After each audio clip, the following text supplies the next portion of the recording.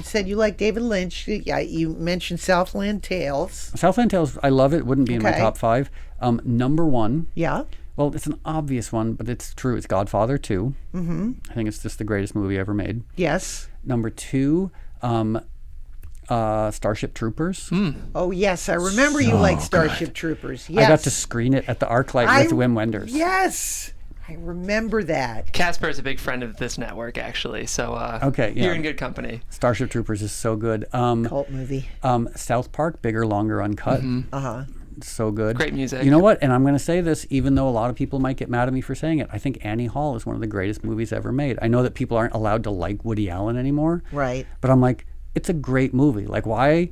Because he might have, like, I'm not even going to weigh in on what he's done as a private person, but like, do people stop listening to Chopin because he was an anti-Semite? Or do you just say like, okay, I loathe maybe what he's done and what he stands for, but I really like the art. I think that, Annie Hall was written with Marshall Brickman. Yeah. So you get I think that's maybe. I don't know. Yeah. So, and then My Man Godfrey and Bringing Up Baby. Right. The screwball comedies. Let me think. What are some others? Like, I know we're probably past 5. You've never seen The Heart, and now you were recommending I'm telling you I'd love for you to see The Heartbreak Kid. I will watch that because I think you'll like it. It's really dark and deadpan. Okay. I tend to like dark comedy like that. A New Leaf, I love. I'm obsessed with A New Leaf. Elaine May. Walter Matthau loses his money and he needs to marry a rich woman and kill her. And of course he stupidly falls in love with her. He's like, damn it. So that's a kind of a movie that I like. The movies that I've seen recently, and granted this is a couple of years ago. Yeah. Lucky, Harry Dean Stanton's last movie. I didn't see it. It's a great film. Okay. So good you won't. It's okay. Great. So special. And the other was Jim Jarmusch's movie Patterson. Patterson, loved Patterson. I saw it twice in the theater. I loved it. Beautiful Adam Driver, film. right? Adam Driver. Wonderful film. But he's so good in it. Yeah. Yeah, wonderful. Beautiful looking film. And too. I didn't know who he was.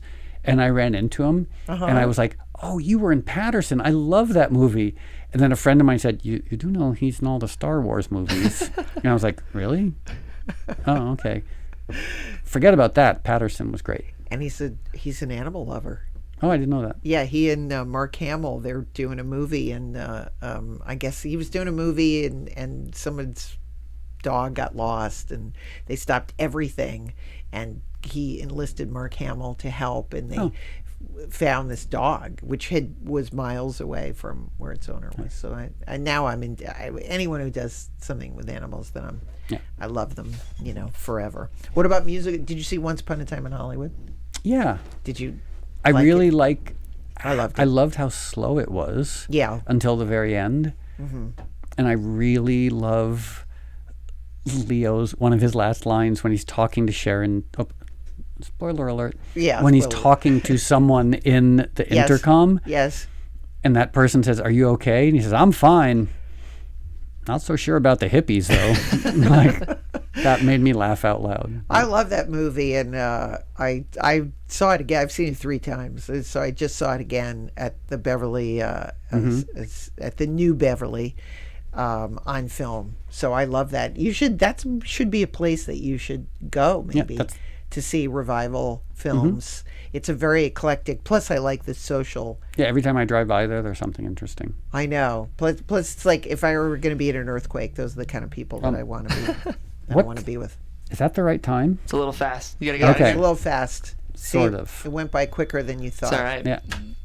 Alrighty, Moby. I think that's it. I would love for you to come back anytime you want, or if you want to talk about other movies or movie themes or songs. Do you ever watch musicals at all? Are you ever Yes. So last thing, because you were writing about the Camelot Dinner Theater. Yes. So I grew up in Darien, poor white trash Darien, Connecticut. When I was in 8th grade, Darien got a dinner theater, and I thought it was the coolest, most glamorous place. Me too. I was like, how did Darien have something so glamorous as a dinner theater? And then I dropped out of college. I went to UConn, and I dropped out because I was having debilitating panic attacks. And I had one of the most profound cultural experiences of my life at the Darien Dinner Theater. I was a college dropout. I was broke, battling panic attacks, sleeping on my mom's couch. And my grandmother took me to the Darien Dinner Theater to see Man of La Mancha, and it devastated me. Man of La Mancha at the Darien Dinner Theater still is one of the greatest cultural experiences I've ever had. That is really strange. We have parallel lives, because that was the show, Man of La Mancha, in which a man died during the show. I saw that. Like, I saw you, and you're like, you're doing it, and like, my husband. Yeah, the woman's like screaming, and they're. What year would this have been? I want to say 1979. Okay, because this was like 80. This would have been spring of '84 when I saw Man of La Mancha at Darien Dinner Theater, and it moved me. Well, Man of La Mancha, and a man died during the show, keeled over in his roast beef and his mashed potatoes. And I was like, oh, show business. Yeah. Literally killed by show business, by a man singing. It's a good way to go. Yeah, but that was my early dinner theater experiences. All right.